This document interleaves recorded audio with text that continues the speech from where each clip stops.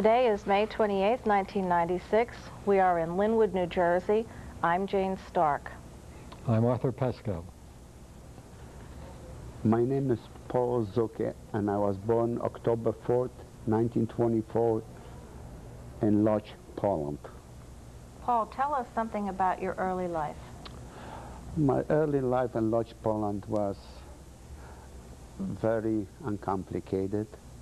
I was going to same school till 1939, till the war broke out.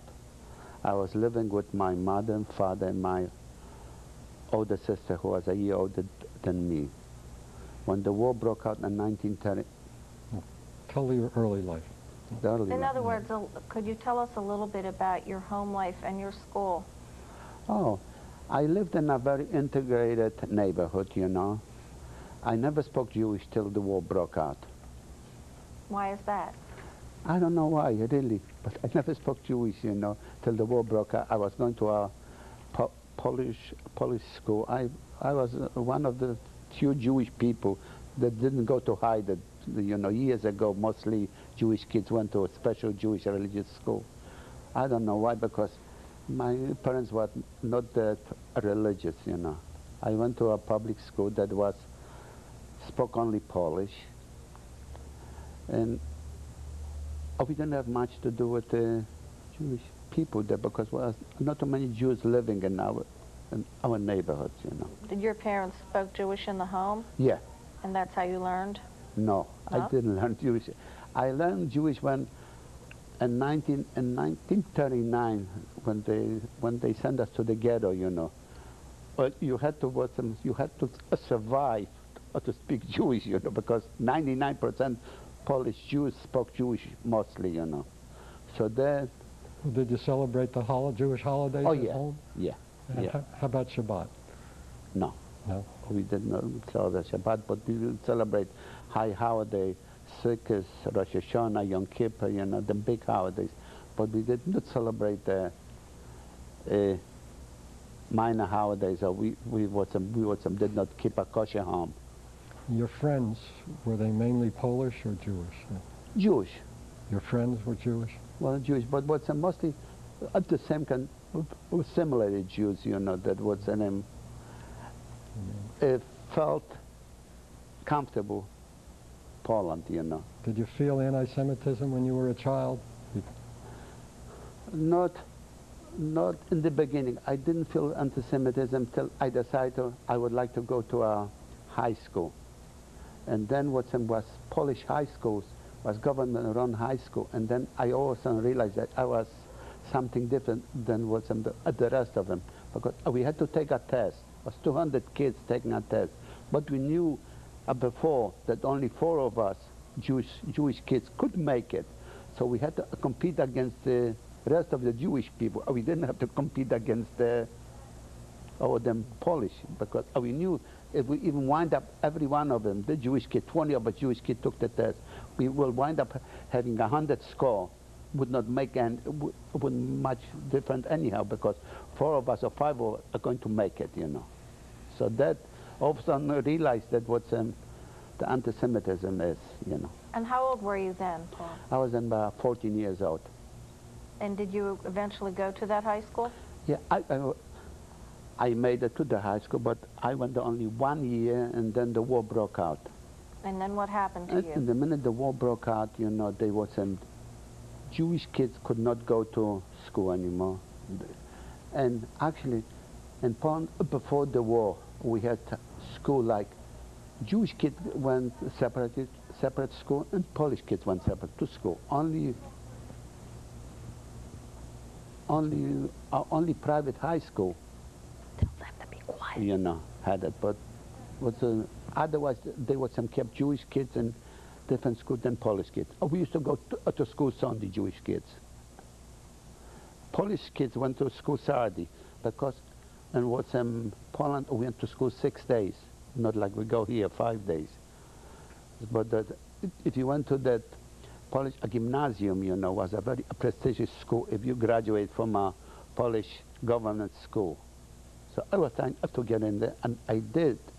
But the war stopped my formal education, you know. In 1939, September, when we were supposed to go back to school, the war broke out, and my education stopped right then and there. Tell us how your life changed after My- September 2nd. My life after September 2nd, 1939, first of all, my education stopped, and then we had to wear a yellow, first we had to wear a wristband, and then we had to wear a yellow star with a sign, Judah, you know, Jew. And what's we are limited where we could walk streets, you know, because if you walk out of the house, you can caught grabbed by the Germans towards and take you to some kind of work, you know, to the airport or to the train station, you know. You never knew if you ever will get back to the house too. So what's the name? But that way, your life changed completely, because you are just limited where to go, what to do. Or you couldn't go to school. You can go play ball, any other kind of activities that you used to do before, coming naturally, that your kid want to go play soccer, or, you know, biking or anything else. You just could not do them things anymore. Were you still living in your family home? Yeah, we lived in the family home. We lived there from the war started in September 1949. 39. 39, yeah, 39. And we are under forced impression in the beginning. The Polish radio was announcing that the Polish army was attacking Berlin, you know, all the fairy tale story, and what English and what French troops were around the corner, you know. And then all of a sudden, the next day we woke up and the German troops are in our city, you know. So it was a complete shock to us, because the Polish government, the Polish radio, did a wonderful job propaganda-wise, you know, fooling them people. And then one morning, my father woke me up. It must have been the second night of the war. My father woke me up and he said to me, they just announced on the Polish radio that all able-bodied men should go to Warsaw. So I said that I would like to go with you. So my father said, go. Okay, come on. We walked. We started walking on the roads, and the roads were full of people, you know, walking up to Warsaw. It was around 60 miles, you know. And every couple minutes, the German planes were over our heads, you know, shooting with the machine guns, you know. We used to dive in the field. Oh, we must have walked around 15 miles, and one time a German plane came close by and started shooting at us. So I dove in the field, and then I got up, all around me were dead bodies, and I just couldn't find my father anymore. So I decided it was no use for me. I was just 15 years old, 14, 15, go to Warsaw. So I turned on, I went back to Lodz, you know, back to our house. And then Warsaw was defended 6 weeks. The rest of Poland fought under German occupation, but Warsaw was the only place that they are defending it 6 weeks. And we didn't know anything about our father, if he was alive or not. After 7 weeks after Warsaw fought under German occupation, my father came back from Warsaw. He did make it. I just couldn't find him when and all that commotion and all that thing. So after 6, 7 weeks, my father came back to us, and we lived in Lodz towards one day was in March or April 1940. All of a sudden we heard a commotion, and somebody started knocking on the door with the rifle butts, and they start screaming, "Rouse, rouse," and give us just 5 minutes towards them, get out of the house.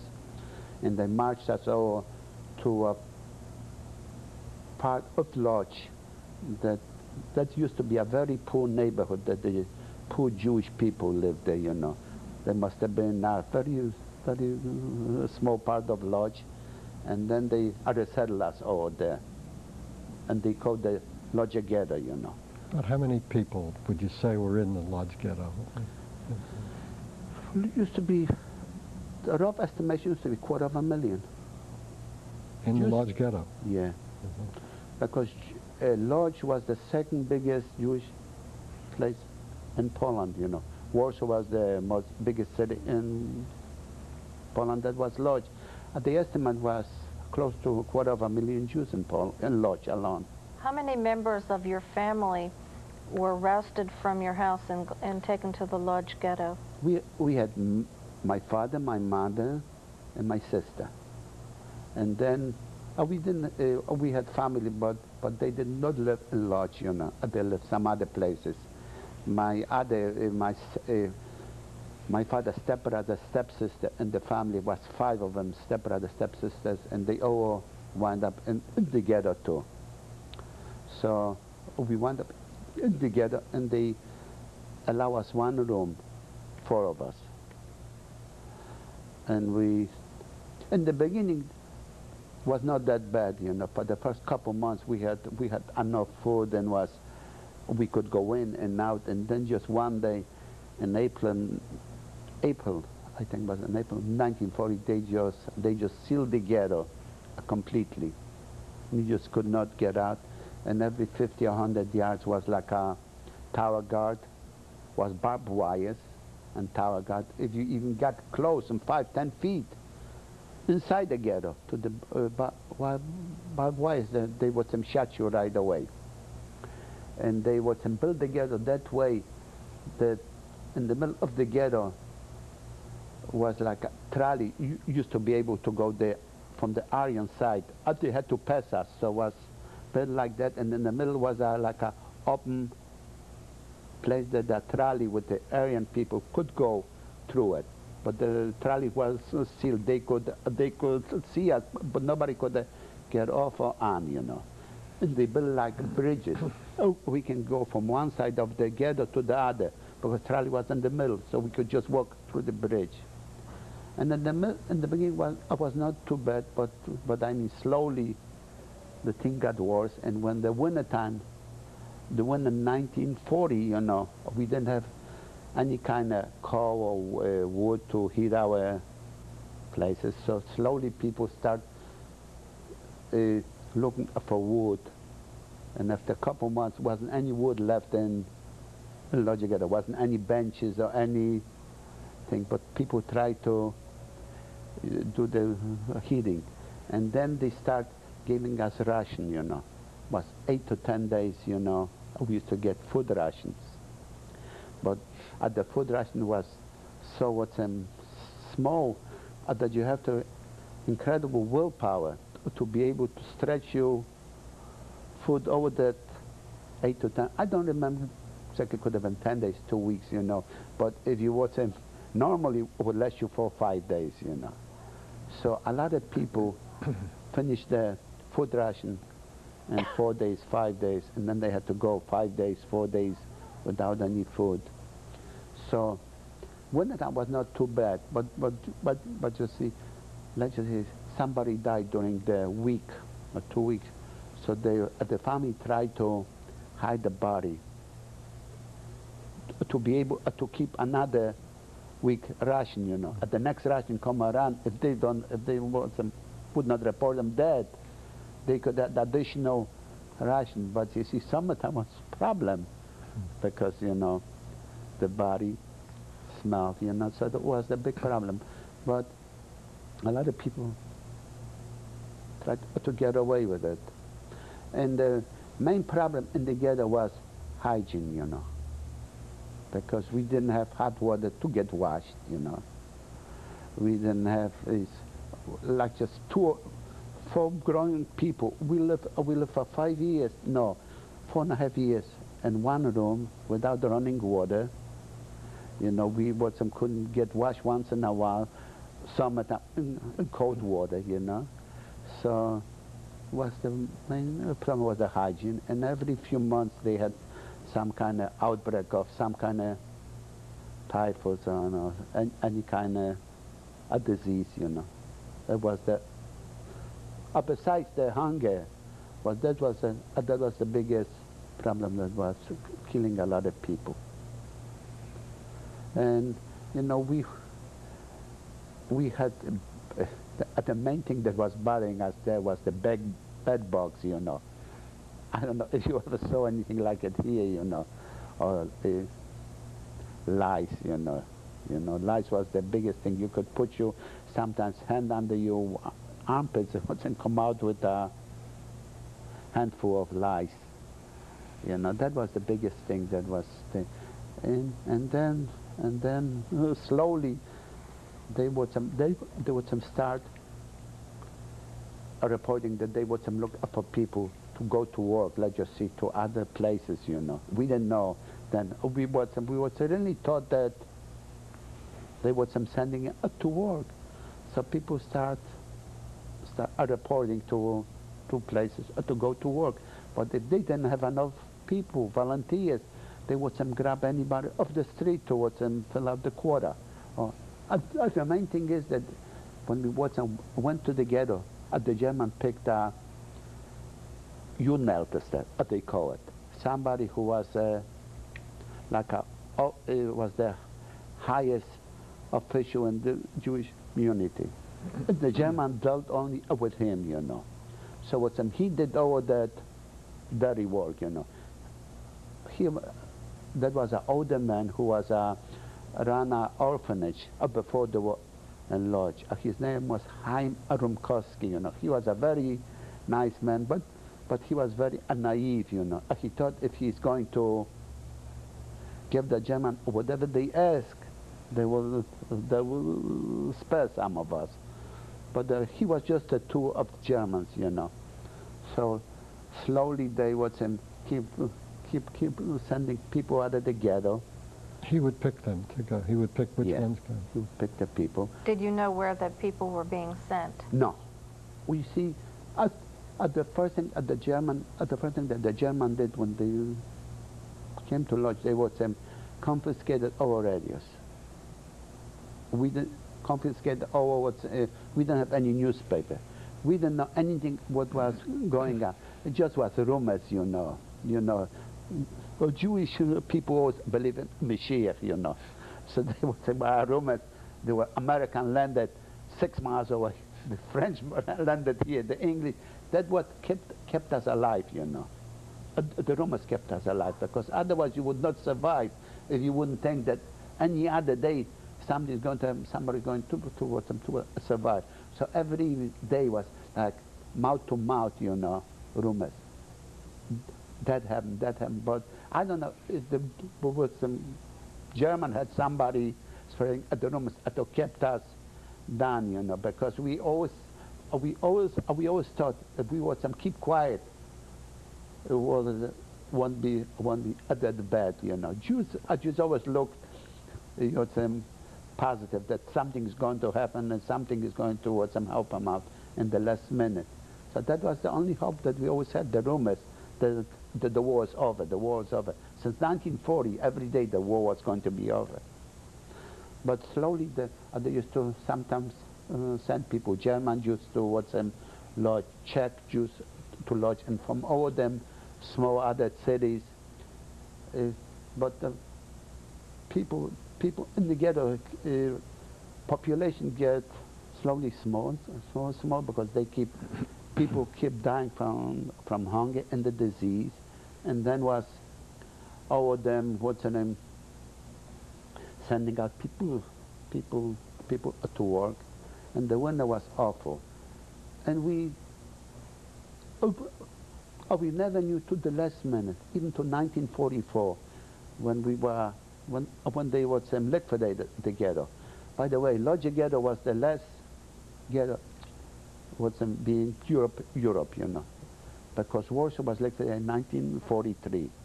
Lodge was the last ghetto in Europe, you know. So Lodge Ghetto was liquidated around July in 1944.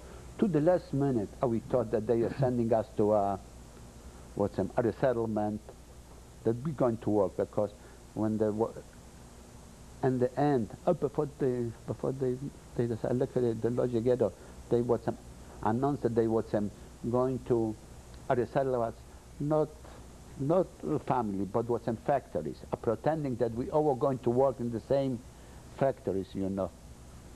Did anyone actually go to work and come back to? No. No one ever. No. What really happened?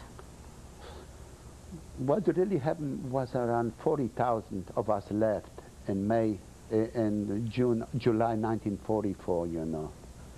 And we heard a cannon, you know, and we knew that something was going on slow by, you know, some close by, because we heard there was some cannon and everything going on, but we didn't know what was going on. And also in 1944, they was make announcement that they're going to resettle all us in some place.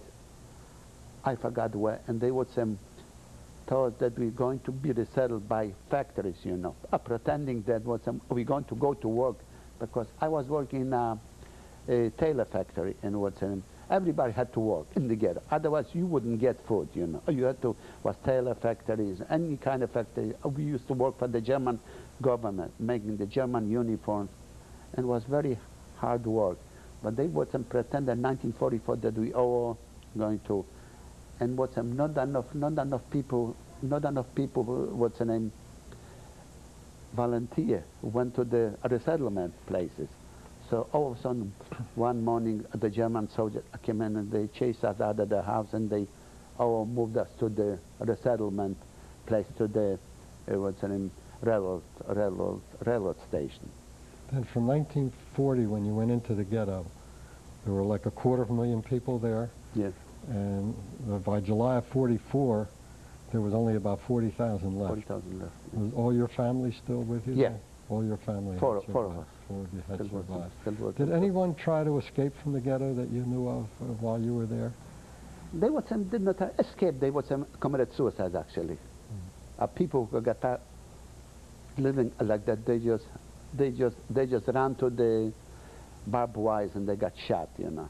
Because I never heard anybody escaping from Lodge Ghetto. From other ghettos, yeah, because Lodge Ghetto was almost impossible. If anybody escaped, I never heard of it. Was there an underground in the Lodge Ghetto? No. If it was, I never heard of it. Maybe it was, but I never heard of it. Like Warsaw Ghetto, another Vilna, you know. Lodge was a very flat terrain, you know, so it was very hard to hide anything. If you escape, you didn't have where to go. First of all, gentle people were very hostile to us, and they would turn us in for a bottle of whiskey, you know. So it was a hopeless situation, you know. If you didn't escape before you got sealed in the ghetto, or your chances are very minimal towards be able. Some people escape from some trains, you know, when they are moving us from one place to another. Some people did, but I never heard anybody escaping from Lodge Ghetto, not to my knowledge. Some could, but I don't know. Now, what happened to you when they assembled you for resettlement? Where were you sent? We came to a resettlement place, and the 100 was in end of July in 1944. They went to the settlement place. There was a long train, and like a boxcars, you know. It wasn't like seats or anything like it. Was like a boxcar, and they gave every one of us a loaf of bread, and it was very hot then, very hot July, and they put 150 people in one of them train. And they put like a big tap towards them, use as a toilet, you know. And they sealed the car, you know, sealed the car tight. And on top of every boxcar was a German soldier sitting with a rifle. And then the train stopped moving. We know where we went, where we were going. But it took us 3-4 days, at least 4 days. And in the meantime, that tap that people had to urinate, and they start overflowing, you know. And we are all standing up, you know, because it was not enough room to sit or lay down. And some people were fainting, some people died, you know, and they wouldn't let us throw the body out. It was on a hot summer day. It was unbelievable heat, unbelievable smell, and the feces, you know, flying all over. Took us a few days, and then all of a sudden there was some train slowed down, and the train stopped, you know. From Lot to Auschwitz, it was not that far, but we stopped every couple miles because they just had to let the German soldier trains go by because they're going from front back and forth. It took us a few days, and then when we came close to the destination, all of a sudden the train slowed down, and then took another half an hour slow down, and then we went through some kind of gate. Was your family with you in the same car? 4 of us. But my father started getting sick, you know. He did not look too good. He was just 41, and my mother was just 40. And my father was strong. And then all of a sudden, we had somebody opening the doors from the boxcar, and then all of a sudden, we saw the German soldiers with the big, what's the name, dogs, you know, with the German shepherd. We saw people with their dressed in striped outfits, and they screamed, "Raus, raus," you know, and they started smacking with the rifles and everything. And all of a sudden, we realized something was not kosher, you know. And then they unload us, you know, start hitting us, and we had to all jump off the planes. And then we realized this is not our settlement, that we're going to work here. And then they would not let us take any of our baggage off the train. We had to leave everything behind. And then when we went underground, we were surrounded by the German soldiers and the prisoners, you know. I didn't know then, but they were the helpers, the prisoners, Sonderkommando, they used to call them, you know. And then they start screaming, women one side, have to go on one side, and men to the other side. So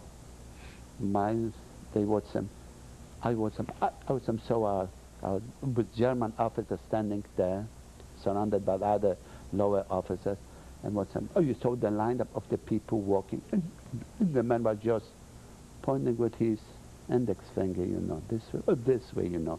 So after a while, I was to realize that the older people and the sick-looking people and some children and the women with children wouldn't let go of the child were going to one side.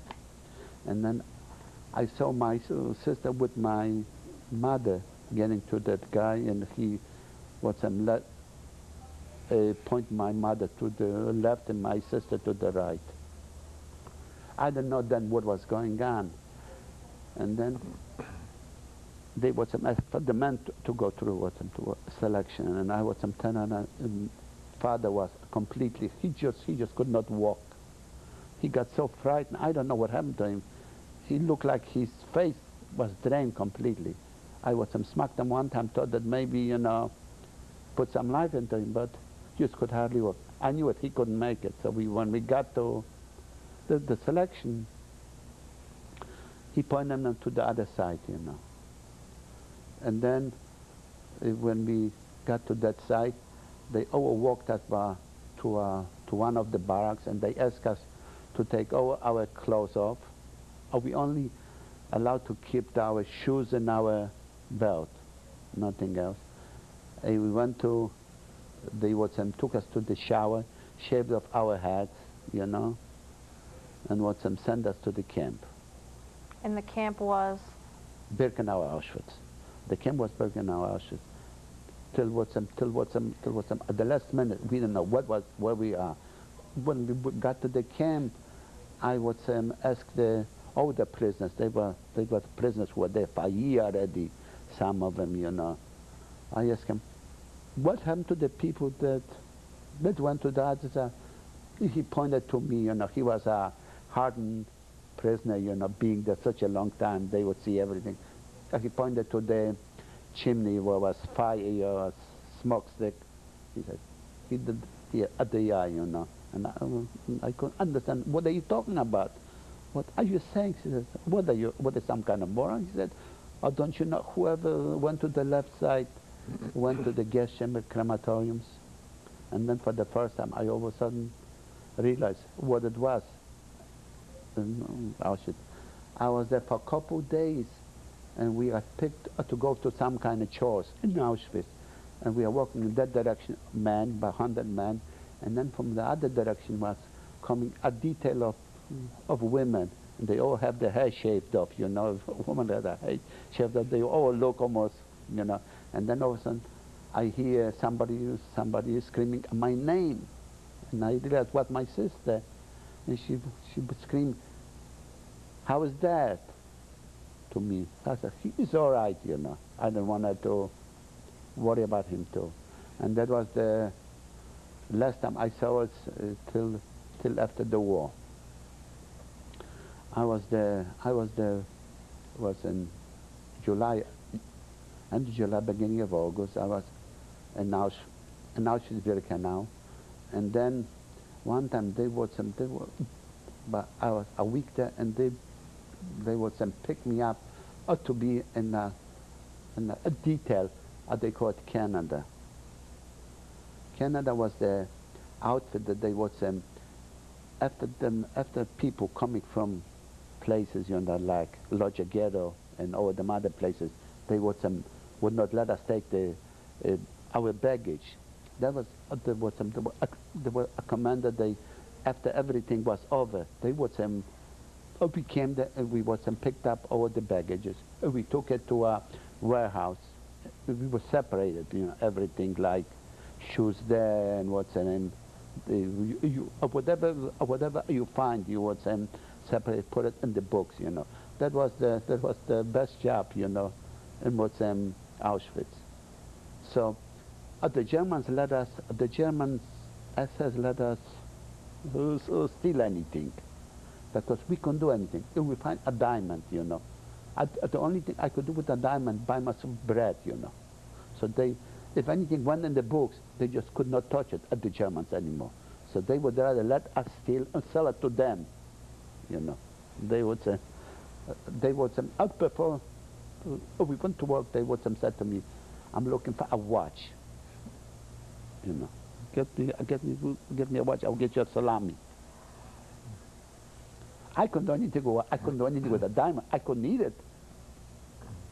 So with 3 weeks I was working there. Was the best thing I ever had. And then they moved the commando to another side of Auschwitz.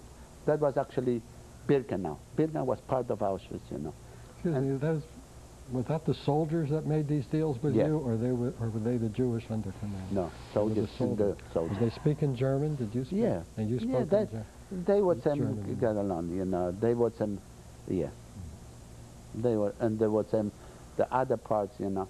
And then after a few weeks, the transport stopped coming in, you know. Wasn't any more transport from any other place, because the Hungarian Jews were the last Jews that came to Auschwitz in 1944.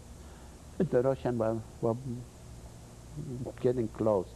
So all of a sudden, I was start worrying, because I just saw older people, sicker people, and I don't want to get stuck with them. And one time on a loudspeaker, they announced that they're looking for 200 tailors. A tailor was a good job. Anytime you get a job in any camps, indoors, you know, was the best kind of job. You don't want to work outdoors, because our uniform was like pajamas, you know. And they took my shoes away, and I was wearing wooden shoes, and that was not too comfortable to walk around with it. So they announced that they were looking for 200 tailors. So I think this is my chance to get out of Auschwitz, because there was less and less people there. So I reported to that where they would look for the tailors, and they put a number on my arm, you know. And they would put us 200 of us, and I would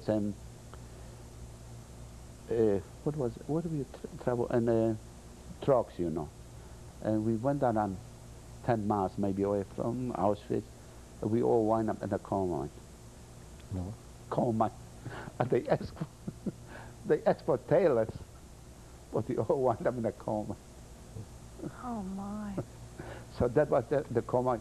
I was working there from September, or probably September, to we worked there for, and with my luck I was picked to work in a coal mine that was that high. We had to work on our knees there, you know, because there was very low ceiling, and I worked there and they would a week later, 2 weeks later, they would send in about 200 Greek or Italian Jews from some kind of island, you know, and I came in with a truck and they were all singing and happy-go-lucky, you know. I don't know why, but after a couple weeks, no one of them survived because of the hard climate, you know, was winter time, you know, and the hard work. Hardly anyone of them survived. I was there till one day they was January 1944. In January 1944, I think was around January 10th or 11th, 1944, they was liquidated at the camp. Be 45. That'd be 45. No, sorry, 45. In January 45, you know, they was liquidated at the camp and they start walking. That was a very harsh winter. January was snowing very badly, and they start walking for a couple days towards some train station, and took us 3 days, maybe 2-3 days till we arrived in the destination. And in the meantime, whoever slowed down, whoever got sick, left behind, got your shot. I don't know that, but later on, they call it the Dead March.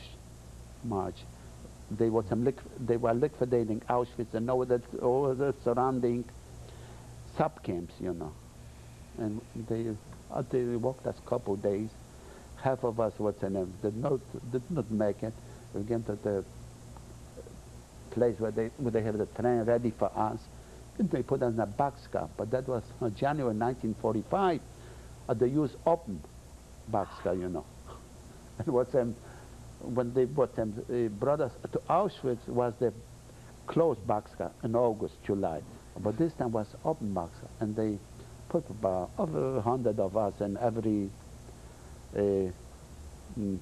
boxcar, and I'll be traveling for a long time, couple of days again, and we had the people dying all over, and the German soldier would not let us throw the body away because they had to keep the count, nobody escaped, you know.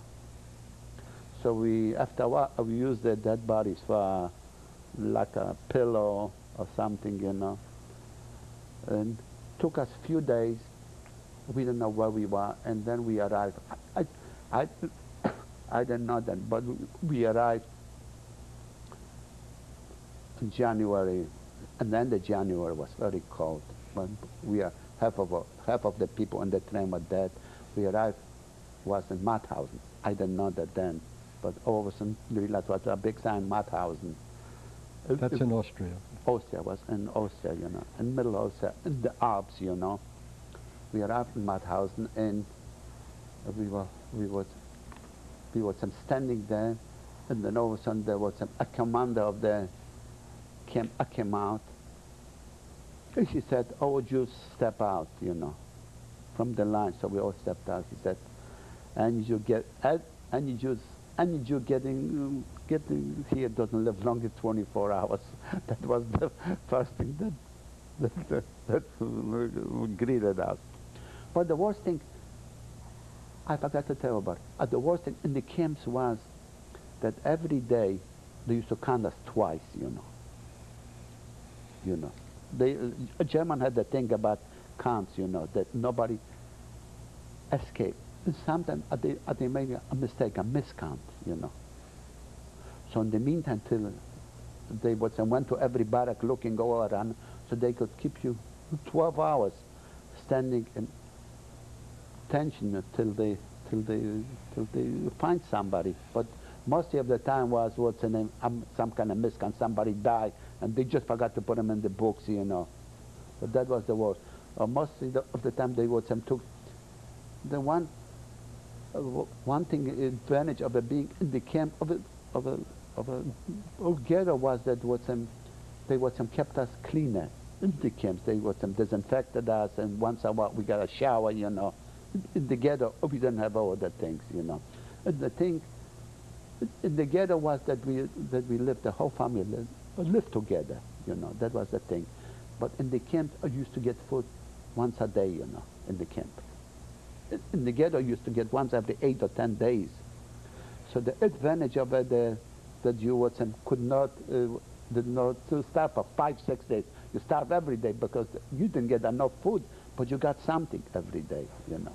So that was the big, that was the, trade-off, you know. But in the ghetto, you please stay with your family all the time.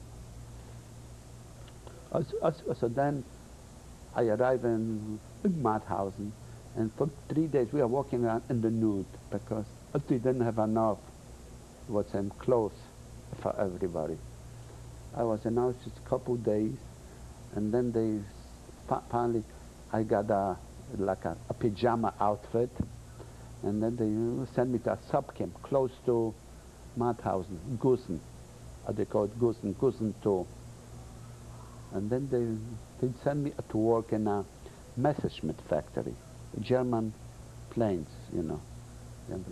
Oh, we had to walk through 2 little towns from the camp to a little town, and the Austrian people, the local people, were spitting, throwing stones, and calling us every name in the book, you know. And when we worked in the factory, we actually didn't do anything because some parts they could not do it because some parts were made, another part Germany was already occupied by the English or some other, you know. Because our camp, Mauthausen, was the last camp was liberated. My sister got liberated 3 weeks before me, you know. But with my luck, I was the last one. So we just put the plane together, and then the part was missing, so we couldn't do any further. We took it apart, you know, because there wasn't any plane to make anymore. And to keep us occupied, they used to have a big hill of a Mauthausen, and they let you carry stones, you know, walking up and down the big hill with a stone, and mostly people could not make it, so they got shot. So I was there and one time, right before, was a rumor going around that they're going to send over Jews to Switzerland, the rumor. So all of a sudden, they ask for Jews, you know, and I did not like the thought, you know, that going with all Jews, you know. So I asked my guide, the Austrian foreman, you know, to say that I also have to be here, but I have to finish the job, you know. He was nice enough to let me get away with it. And after the war, they somehow got packages, the Red Cross packages, and they put them on the trucks, and they went someplace. We never knew later what happened to them. But we were in the camp in 1940, in May 1945, was around 3 o'clock afternoon, and all of a sudden the day before that, all of a sudden there was some German SS guards disappeared. And all of them old town people with their old uniforms, you know, like Wehrmacht. Wehrmacht is the German soldier, it's not the SS. All them old timers were watching us. So we knew something fishy was going on, something funny. And May 5th, 1945, all of a sudden we hear like a big noise, and then all of a sudden we see a tank coming with a white star. But we always thought that if we were going to be liberated, we were going to liberate by the Russians, you know. But we never put the Americans getting close to us. and all of a sudden, soldier comes out of the tank. He starts speaking to us Polish. American soldier who starts speaking to us Polish, saying to us, "Don't move, don't go any place." And another hour, they would have American Red Cross trucks coming over, and they take care of you. But a couple hours pass by, you know, and nothing but showing. They have some Polish prison, not too many, the Russian prison, and they decided towards them leave the camp, not to wait for the American Red Cross.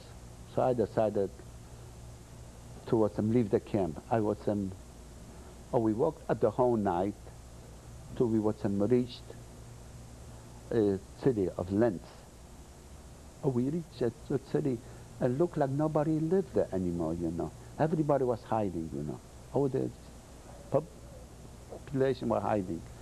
And we stayed there one day, and then American soldiers came in, they round us up, and they put us in the DP camp. But the point is, you know, and I was in the DP camp a couple days after the war, and then I heard that the day when the war ended, there was about 200 Jewish women from Lodz to Mauthausen, to the camp. So I decided to go back and look for my sister. Maybe somebody will know. So we got there. I took train. I did not walk back anymore. I just took the train, went back to Mauthausen, and I was GP camp there, and the American soldiers were just standing there watching it. A man could not get in there because it was just a women's camp then, and I had to get special permission to get in there. I got there, and I finally located two of them women, friend of ours, who live in the same apartment house with us in Lodz. And I asked her, "Did you see my sister?" And they said, "Yeah, but we had bad news for you. Your sister died in Bergen-Belsen." So my sister in Bergen-Belsen, so I went back to Linz, and then I decided to go to Palestine, you know. Israel was Palestine then in 1945. So I took transport going to Italy.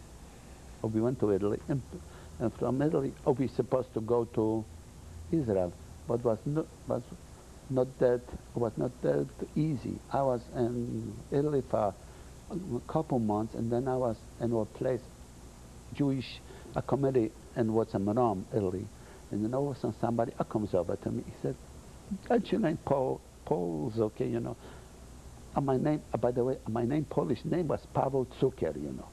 So he said, "Is your Paweł Zucker?" I said, "Yes." He said to me, "I saw your sister, Munich." I said, "Oh, you saw my sister?" He said, "Yes." I said, "Did you actually talk to her?" He said, "No." I said, "Forget it. I don't want to hear anything about it." And then I was in another place, was Milan, Italy. The same thing happened. Somebody said to me, "I saw your sister." And in another place, Germany, and I said, "Did you talk to her?" He said, "No." So I didn't pay no mind.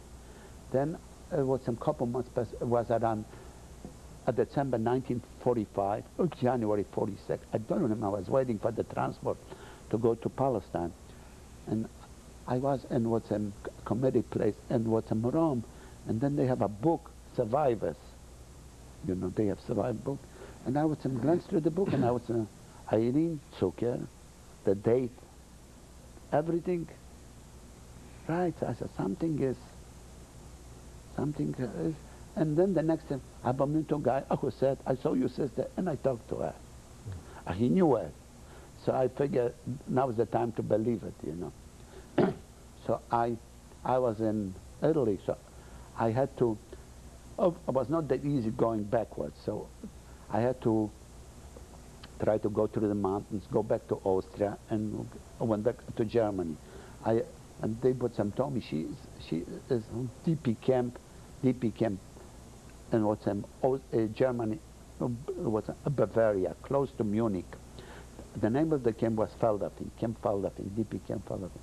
I arrived here early in the morning, was in January December 45, January 46, I don't remember exactly, was a big snowy day, and I started knocking on the women barracks, you know, but men lived separate barracks and women in the camps. And I started knocking, and nobody knew. Finally, I located somebody who said, I know your sister, and she is sick right now. She is in a sanatorium here, close by. She was have some kind of problem, you know. I have a brother of mine is there too, so wait, we will take the first train in the morning, we go there. So I was on train with her and went to the place sanatorium. We have to sneak in there because they have some kind of a disease that they wouldn't let them people out of the camp, TBs, you know, all that stuff. I sneak in there, and finally somebody directed me towards the room that she lived in. And I go in there and I knock on the door, and a middle-aged woman opens the door. She said, I asked her, is Irene Zucker lives there? She said, yeah, but she's out of the room right now. And she looked at me, she said, oh my God, you have to be a brother. And then a couple minutes later, she must have heard me coming, and she ran in. And that was the first time I saw her. And then what did you do after you were reunited with your sister? I could not stay there because there was they would not allow people, only sick people there. So I moved into the DP camp that was she was originally supposed to be, Feldafing. And I became a DP, a policeman, you know, in the DP camp, you know. And then a little bit later, they moved it to another place, beautiful place, was like a beautiful resort in Germany, Vereshofen, but Vereshofen, right? The amazing thing, I was watching TV a couple weeks ago, and they were showing the most famous spa of Europe, and that was the place she was living. Oh my! You know, and they moved her there, and she was living there in Bad Vereshofen, and I was staying in Feldafing. We got in touch with our family, you know, because my father was the only one left behind. My grandfather came to this country in the beginning of 1900, and then you see, they didn't have enough money then, so one person came and they worked, and they sent for another and another. So grandfather came over here, and then they two older brothers. And then when the time for the rest of the family was the mother and 3 sons and 2 daughters left behind. But they got caught over Europe in the First War, 1914. So they had to wait till the war was over, until 1918, 1919. But they got the papers for them, for the whole family. My father was the draft age, and the Polish government would not let him out. So the mother with the 2 daughters and 3 brothers came over here, and my father was left behind because he had to serve in the army. So he was the only one left, and he was in the army, and then he met my mother. In 1922, 23, they would send them the papers to come to America. But my mother was not too anxious to come here. So we are left behind, the only one, because grandfather and all of his brothers and sisters, everybody was here. Then when the war was closed, you know, we would try very, try to get out of there, and they sent us the paper, but was already too late. They wouldn't let us out. Mm-hmm. So after the war, after I was united with sister, she was got in touch with our family here, and they were the most wonderful people, you know. And they start working on the papers, you know, and they are sending us packages, money. They helped us a lot, but you know, even then they would we had to prove that they had a job for us. They had they had a place where to live, everything, and they proved everything. It took us from what's May 1945, from May 9. 46? No, we got liberated in 45, May 5th, 1945. I got liberated towards February 1949. We had to, I had to send a DP camp in Germany, an additional 4 years. Even if they proved everything, you know, that there was, that I wouldn't be any burden on the government, you know, I was self-sufficient, they will take care of me. Took us 4 years. From 1945, May 1945, towards I arrived here in 1949, February 1949. I arrived in Boston. But the thing was when we arrived, when they start sending us here, they send us to a port city in Germany, Bremerhaven. We stayed a couple weeks to wait for our papers to come through. And my sister was the one who put the connection with the family. She spoke English, you know. She was saying English lessons. She spoke English. And she was writing all them letters with the family. I didn't have any connection with the family. So all of a sudden, I came a list. Every day was a list of people who should report for tomorrow transport to go. All of a sudden came a list, and I was the only one on the list. She wasn't on the list. So what happened? So I was said to her, I don't want to go without you. So I went to the commandant of the camp, you know, said to him, how about if I wait for my sister? Said, no, if you want to give up, if you can, who knows, it would take you a long time. We can guarantee you that you go with your sister. So I said, I take chances. I will wait. And my sister just started screaming, crying, and I had to go. So I went by myself here. I arrived in February 22nd in 1949 in Boston. And our luck was, February 22nd was Washington's birthday then. So they wouldn't unload us additional day because it was a legal holiday, the Union. So we are sitting in the harbor, and snow was snowing, and they... We're going to pause Okay. and come back in a few moments. I told you.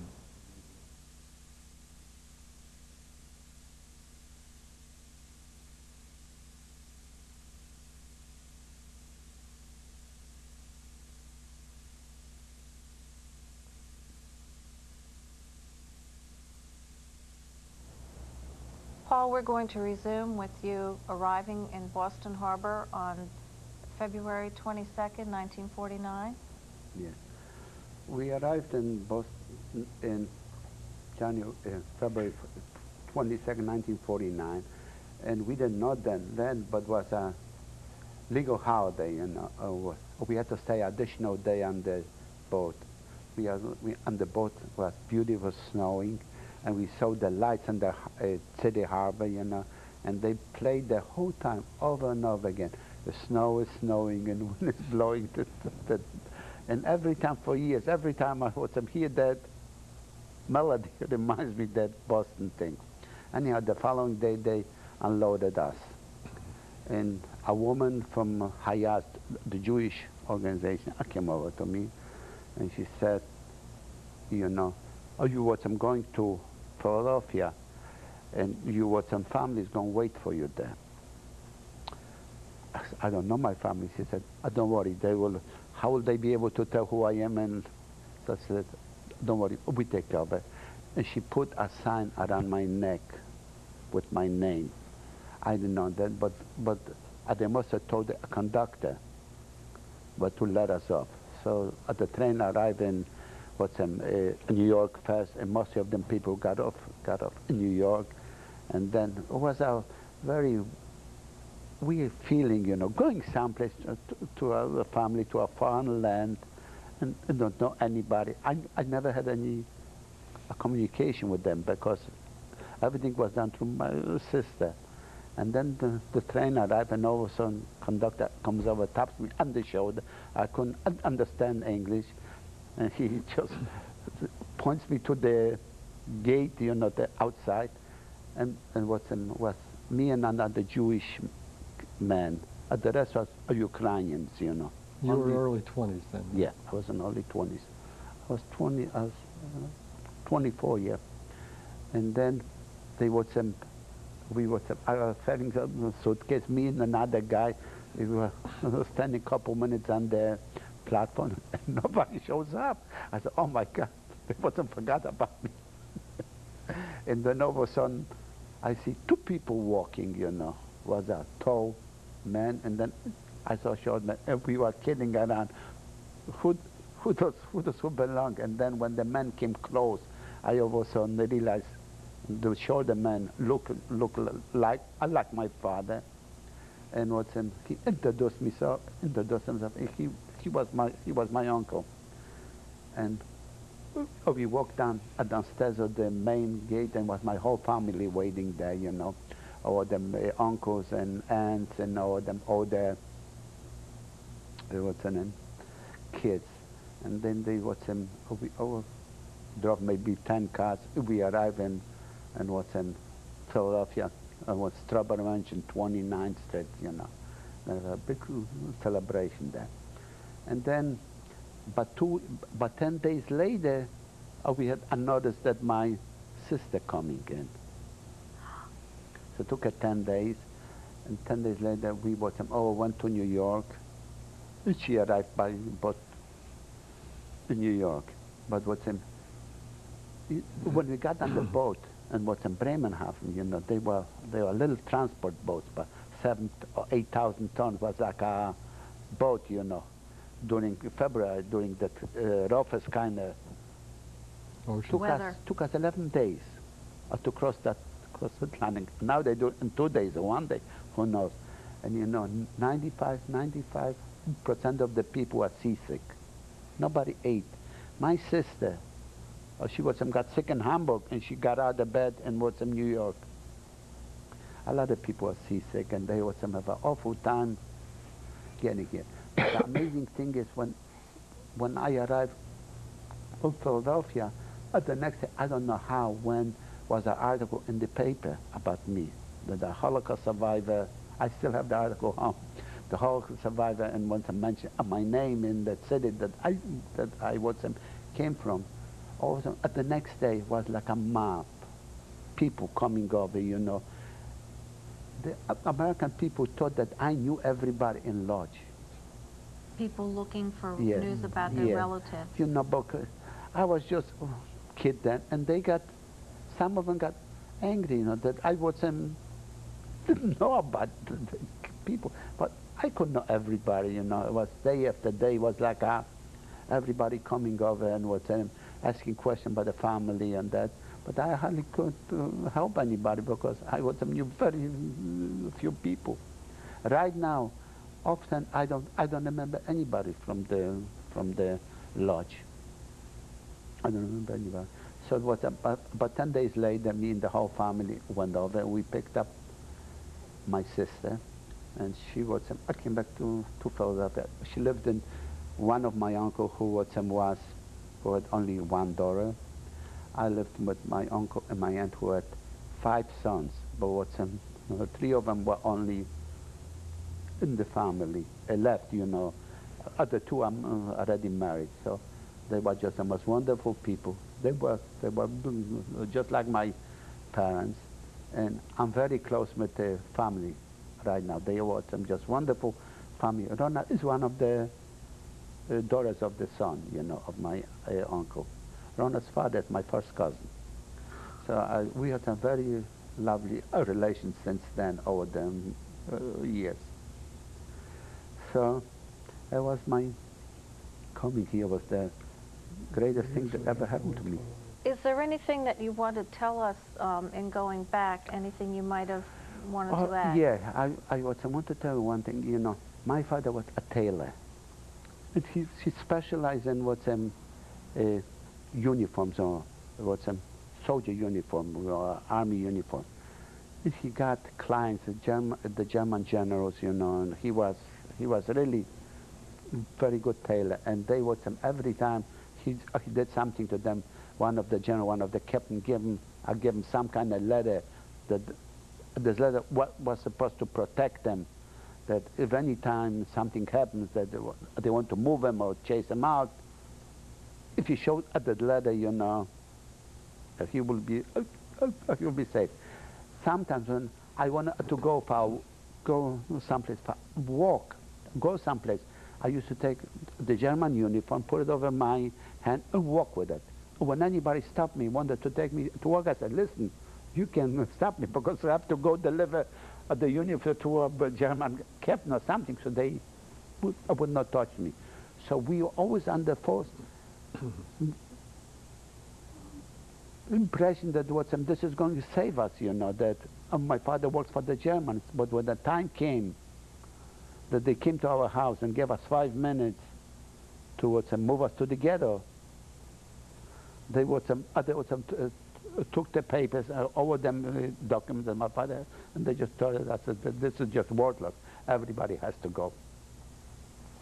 And when they came to our house and they moved us, my sister was not there, because my sister looked a typical Aryan, you know. She had blue eyes, and she was unmistakably, nobody would have, you see, Poland was 85% of the Polish Jews spoke with a foreign accent, like, you know, because they lived in the ghettos.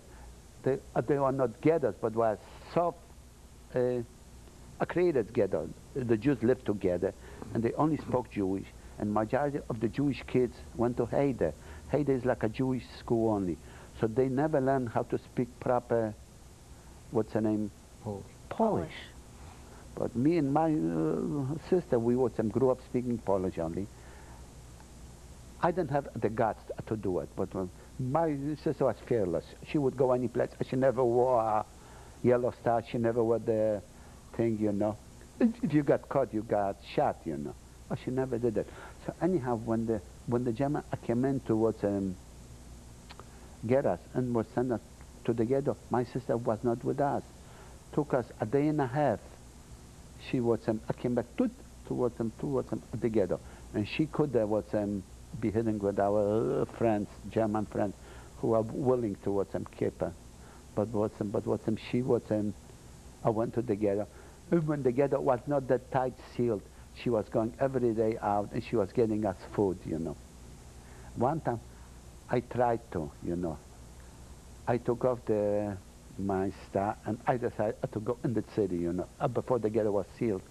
And every step I took, every time, past somebody, I wanted to have eyes in my back towards them, see if the guy isn't looking after me. And it was such a weird feeling that I walked towards them, black, and I started sweating bullets, and I went back to the ghetto. I just couldn't take the suspense, the fear. But she was just fearless. She was going in and out, till they finally sealed the ghetto, and she couldn't. But she was the one that kept us food in the beginning of the ghetto. So you have to give her credit. She was the one. And even then, during the ghetto, you know, she was working in the place that they would give up the food every 10 days, 2 weeks, you know. She got additional food for working, a ration there. And she never touched it.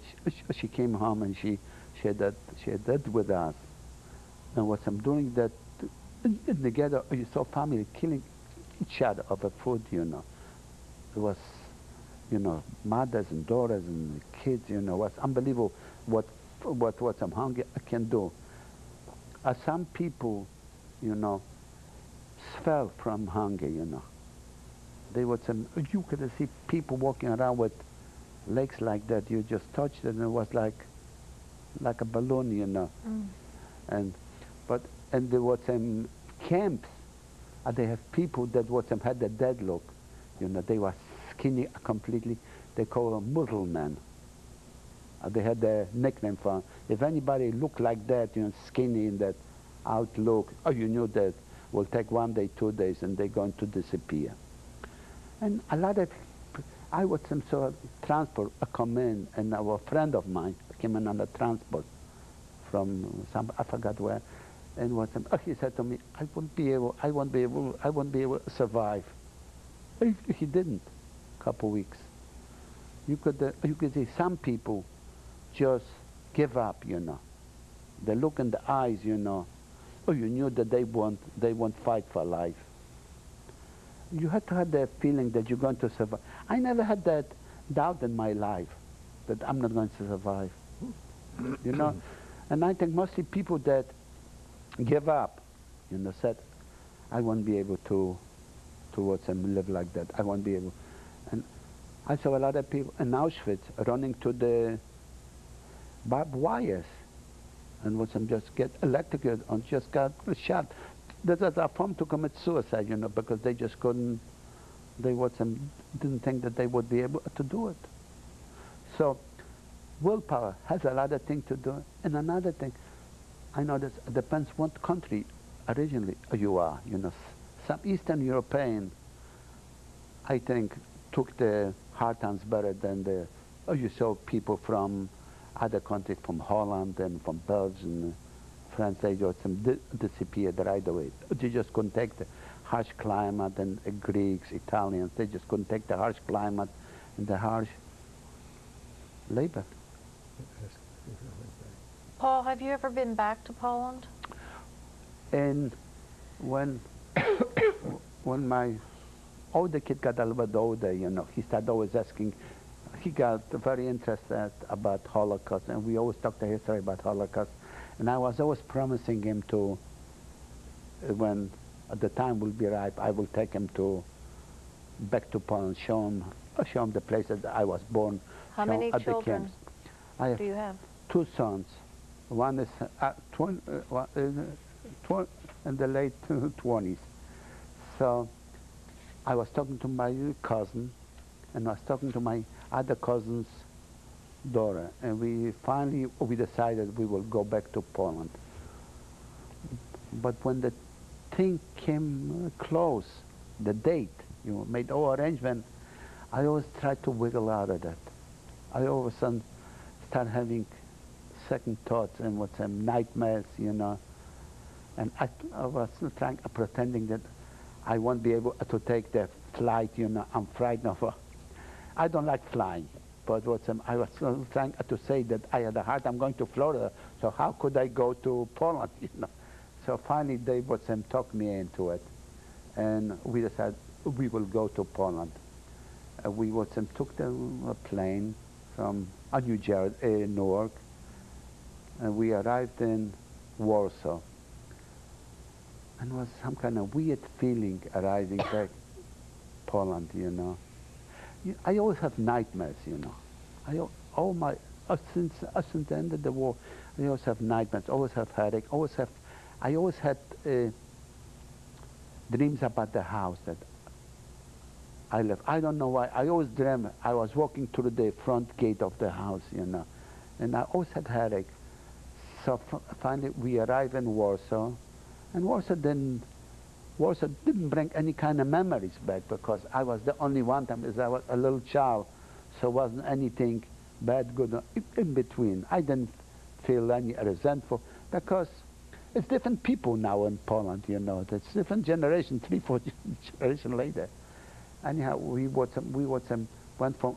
spent a couple of days in Warsaw. It was a very memorable thing. We went to the Jewish ghetto, you know. And we saw all them Jewish ghettos. We saw all them prison where they camp. And then the next day, we went to lodge. We finally found the place where I was.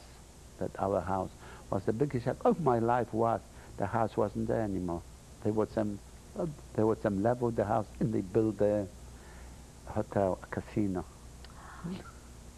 It was the biggest shock of my life. I don't know if I felt a relief or what. Or I was very disappointed, like I was cheated or something. I just can't describe.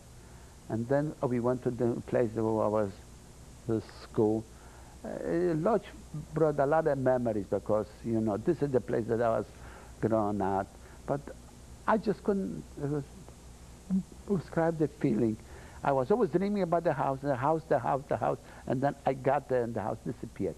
And then we would took trip to, we find a Jewish synagogue. It was closed.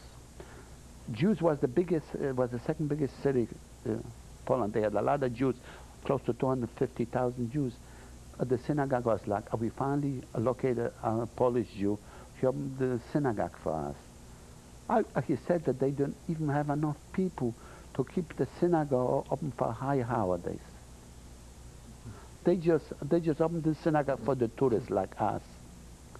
When we arrived in Warsaw at the first day, was on Friday, we decided to go to the Jewish synagogue services. And they have a rabbi there, they brought a rabbi from Israel. And was a lot of people, but mostly of them were tourists like us, you know, were American, Australian, South African, Canada. Was only some 3 native Jews. The rest were all, but the most unbelievable thing, I was an Orthodox synagogue. And Rona, my cousin Rona, was the only female.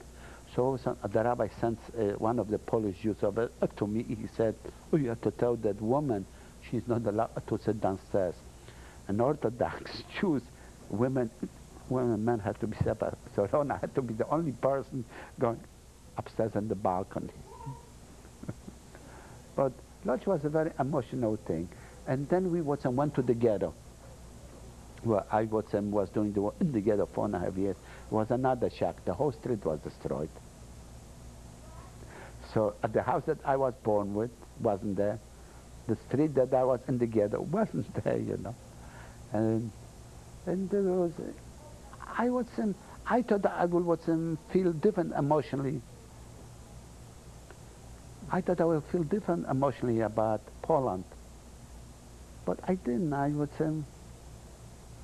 I thought that when I was going to see that place, I would cry. I just couldn't, you know. It was something that the only, and then we spent a couple of days. We went to, we would find our Polish guide who would research our family history. We went to a little town, we found finally a little town when my father was born, you know, and the rest of the family, our grandfather. We located at the little town. Then a Jew left in 1941. I didn't see Jew there, you know, and nobody knew anything about our family history. Nothing left there. Went to a couple little towns. They don't even know Jews. And finally, we wound up going to Krakow. Krakow is a beautiful city, medieval city. It used to be a Polish capital. It's a beautiful place, you know, very old city. Everybody who goes to Poland eventually winds up in Krakow, because Krakow is the closest place to Auschwitz. So every Jew who goes to Poland winds up visiting Auschwitz. So we wound up in Krakow. Was one of the nicest places that we've been there. And then we went to Auschwitz. Auschwitz was a very, first we went to Auschwitz, and we spent a couple hours there. When we went to Warsaw, we located the files about me in the Warsaw committee, about me surviving and all the papers. We could locate any documents about me and Auschwitz.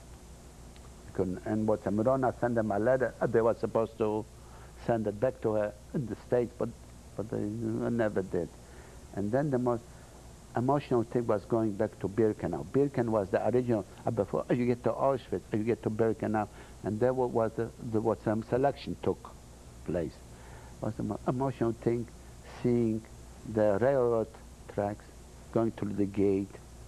When we arrived on the ramp, what the selection took, and that was the most emotional part of the Polish trip, seeing that ramp and bringing back the selection thing back to memory.